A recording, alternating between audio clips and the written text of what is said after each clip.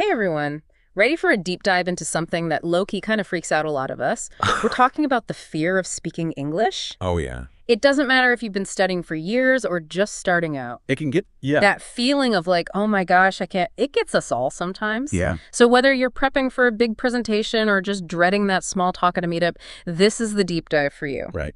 And to help us unpack all of this, we've got 3 awesome sources to dig into. Okay. We've got a blog post by Ramsey Lewis called 11 Ways to Overcome Your Fear of Speaking English. Pretty straightforward. Then there's this great article from the British Council called How to Reduce Anxiety When Speaking English. And lastly, we have a super practical YouTube video by Shivangi Gupta. Okay. And the title is Step-by-Step Guide, Overcome the Fear of Speaking in English, 5 Best Solutions. Love it. What's so cool about these is that they all promise these like step-by-step guides to like conquering this fear, right? Right. But what I'm really curious about is how their approaches are going to be different. Yeah. Well, I mean, that's a great point. Yeah. They definitely come at it from different angles. Yeah. Yeah. Ramsey Lewis kind of delves into the psychology, even uses the term like exposure therapy. Oh, wow. The British Council is more about practical strategies, like how to manage that in-the-moment anxiety. Oh, that's good. And Shivangi Gupta, she's all about mindset and building that confidence. Ooh, I like that. So, yeah, lots of different perspectives to explore. Yeah, and I've heard of exposure therapy before, but like, how does that even apply to speaking English? Is it just like throwing yourself into these like scary situations and hoping for the best?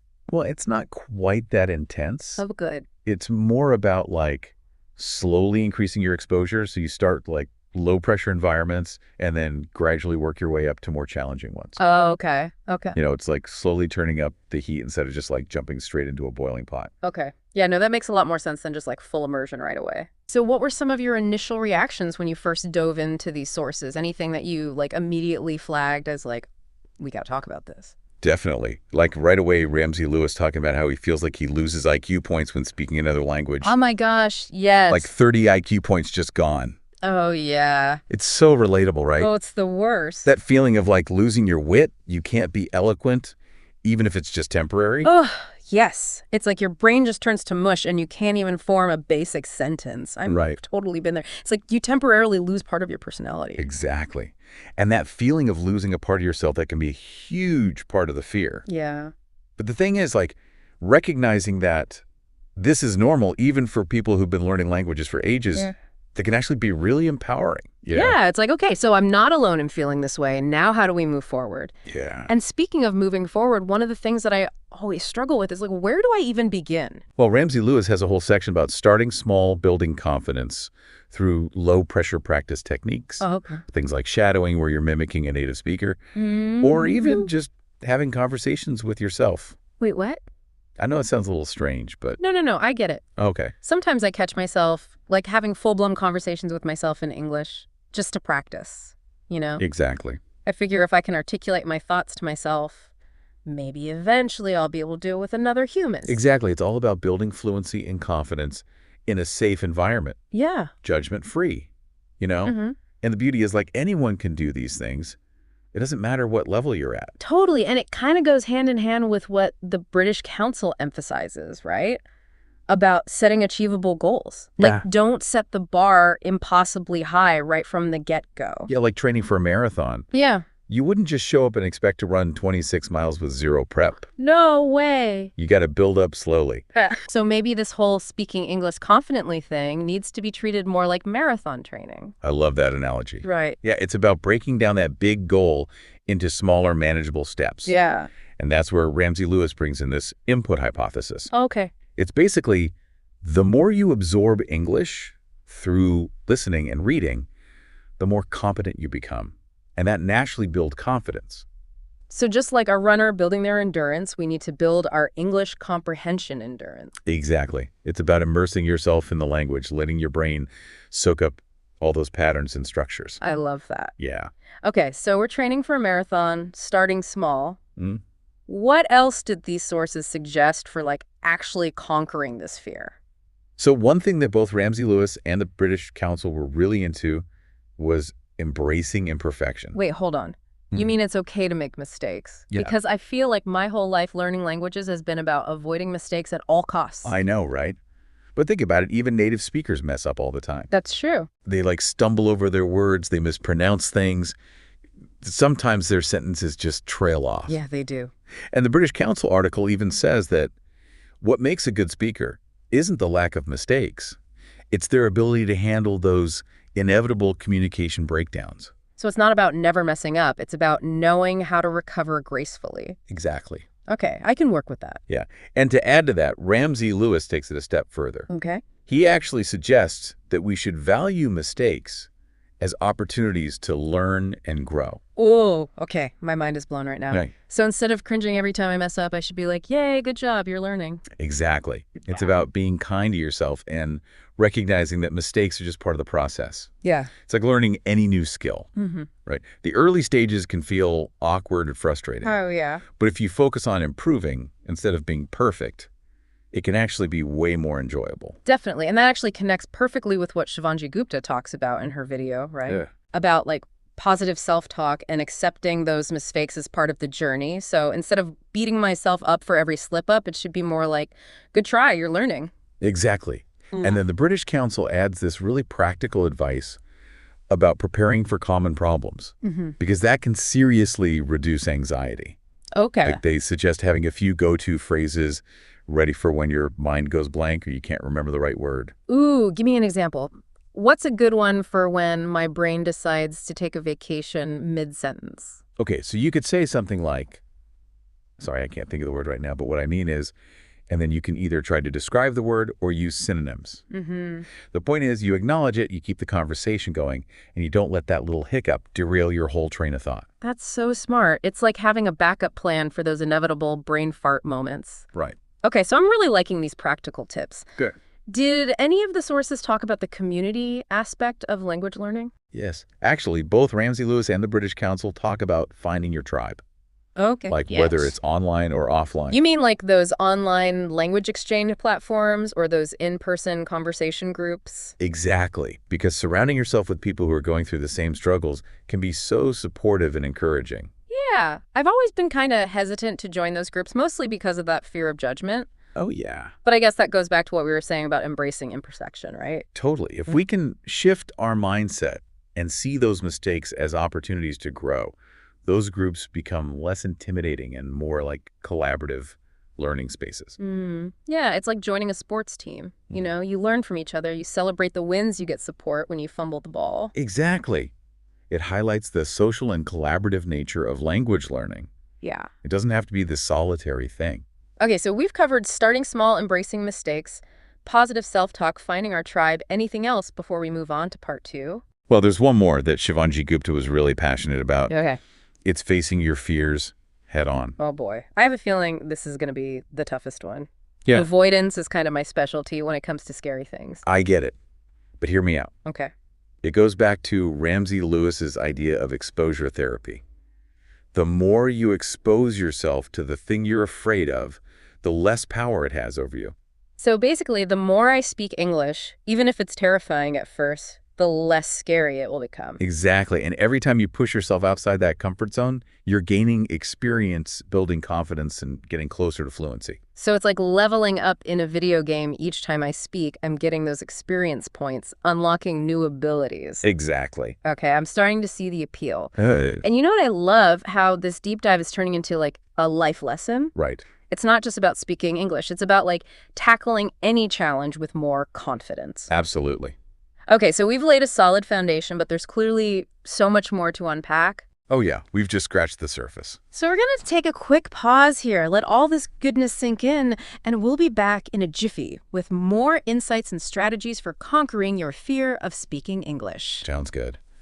So, you know, we were talking about facing your fears head on. Easier said than done, right? Oh, yeah, for sure. It's like one thing to talk about it. Right. But actually putting it into practice, that's the real challenge. Exactly. And that's why I think this deep dive is so valuable. Yeah. It's not just about, like, knowing this stuff. It's about figuring out how to use it in your life.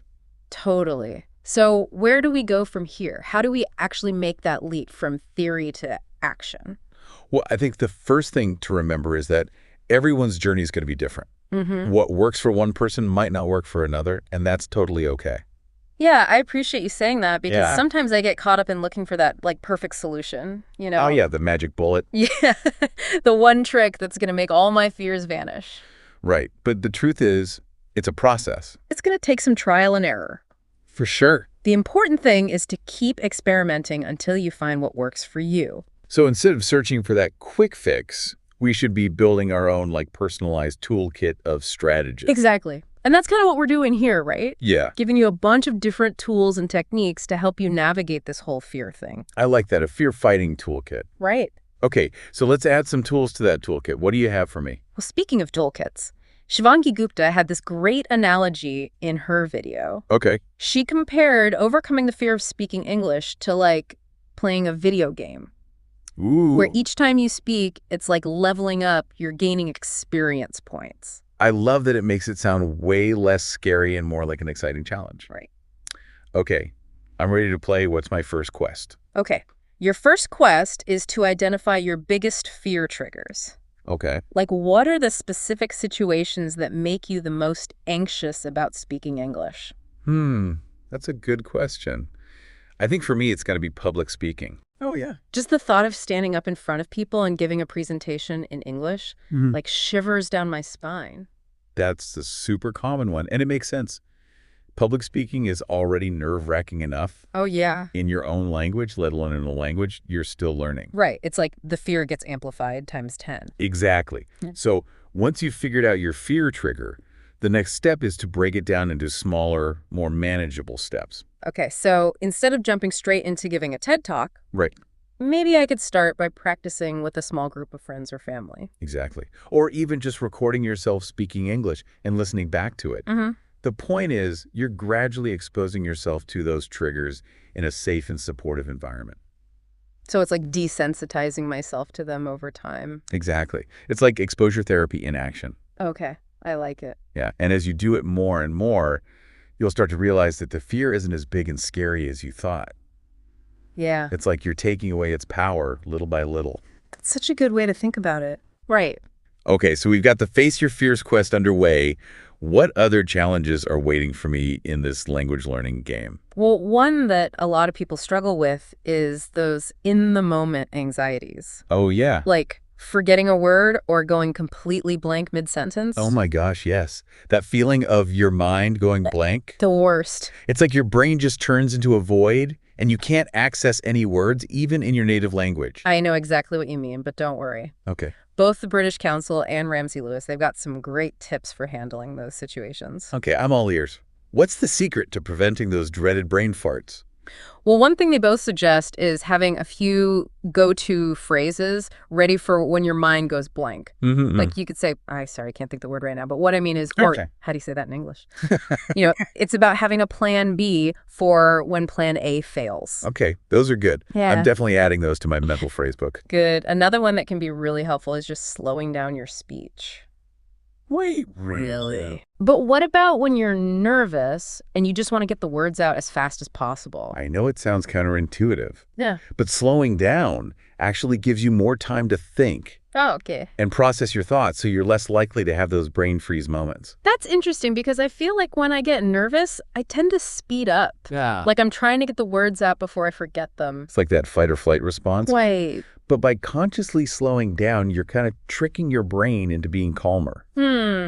Okay, I'm willing to try it. Yeah. Slow down, breathe, think before I speak.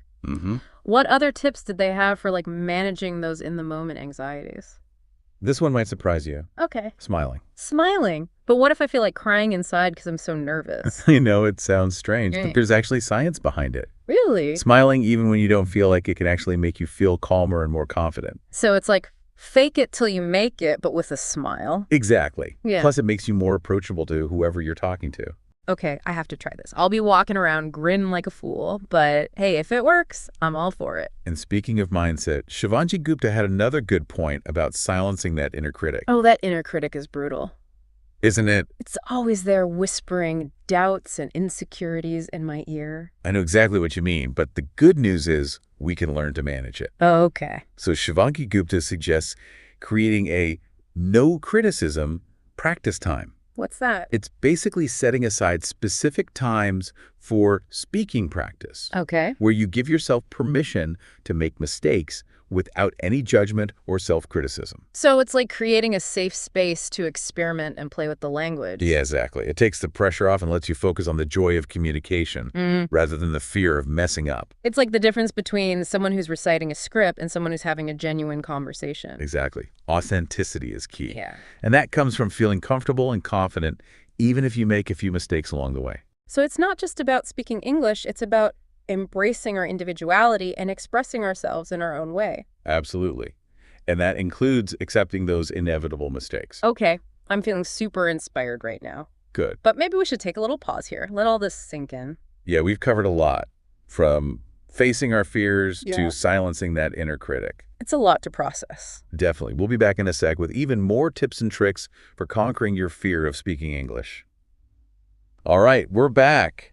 And I don't know about you, but I'm feeling super pumped after all those strategies we just talked about. Yeah, it's amazing how many tools we have to tackle this fear, right? It really is. And what I love is that a lot of these tools aren't just for speaking English. Right. They can apply to any area of life where we're feeling stuck or hesitant, you know? Totally. It's like we're not just learning a language. We're learning how to be more confident and resilient in general.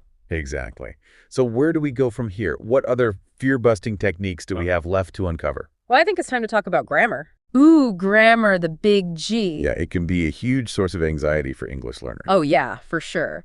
Especially for those of us who are taught in that, like, really traditional grammar-focused way. Right, like memorizing verb conjugations and all those rules. Oh, don't even remind me. I remember spending hours on that stuff, but then when it came to actually speaking, Yeah. my brain would just freeze up. I was so terrified of making a mistake. I think that's super common, and it kind of shows the disconnect between how we're taught English and how it's actually used in real-life conversations. Yeah, it's like we learn all these rules and then native speakers go and break them all the time. Exactly.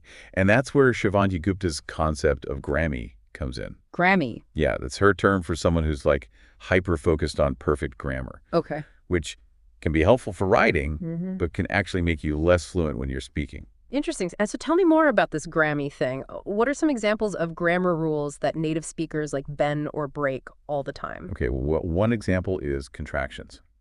Like can't or won't in writing, we're taught to avoid them, but in spoken English, they're everywhere. Yeah, that's true. I always feel so stiff when I try to avoid contractions. It's like yeah. I'm trying to sound like a textbook. Exactly. Another example is phrasal verbs. Ugh, phrasal verbs. I know, right? They can be tricky, They always trip me up.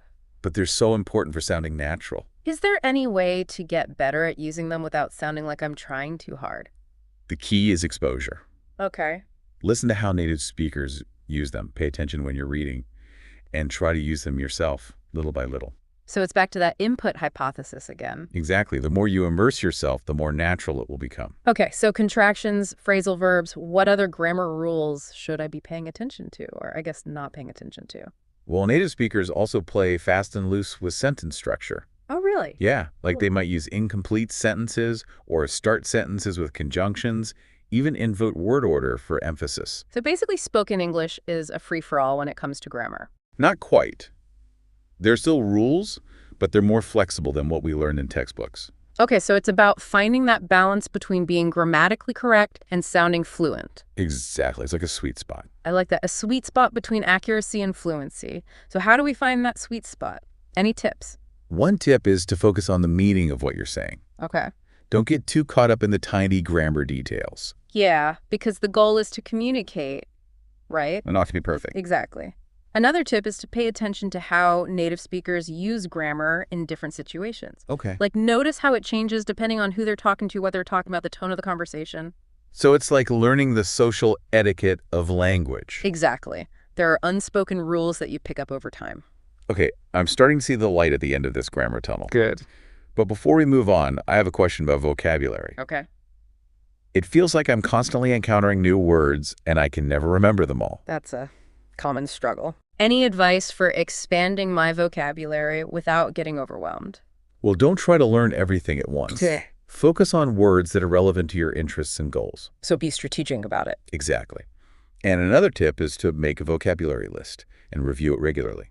Okay. Repetition and consistency. Yeah. Just like with any skill, the more you practice, the better you'll get. And don't be afraid to use those new words in conversation. Right. Even if you're not 100% sure you're using them perfectly. It's like taking them for a test drive. Right. And if you make a mistake, just correct yourself and move on. Mistakes are opportunities to learn. Exactly. Wow, this has been such an eye-opening deep dive. Yeah. I feel like I have a whole new understanding of what it means to speak English confidently. Me too. And I hope our listeners feel the same way. Yeah. We've covered so much from mindset to practical tips. It's been a lot. But the main takeaway, I think, is that overcoming this fear is totally possible. It's not about being perfect. It's about embracing the journey and finding your own voice. Beautifully said. And remember, you don't have to do it alone. Yeah. There are so many resources and communities out there to support you. Exactly. So if you're feeling stuck, reach out, find a language partner, join a group, connect with someone who inspires you. And never forget the power of a smile. Oh, yeah. A smile can go a long way. Before we wrap up, I want to leave our listeners with one final challenge. Okay. It's from Savanji Gupta's video. She asks, if the fear of judgment were gone, what English-speaking situation would you jump into right now? Ooh, that's a good one. It really makes you think about what's holding you back. It does. So we encourage you to reflect on that question and share your answers with us. Yeah, we'd love to hear from you. And remember, this isn't just about speaking English. Right. It's about facing any challenge with confidence, resilience, and a willingness to step outside your comfort zone. So go out there, embrace those opportunities, and let your voice be heard. Until next time, happy speaking.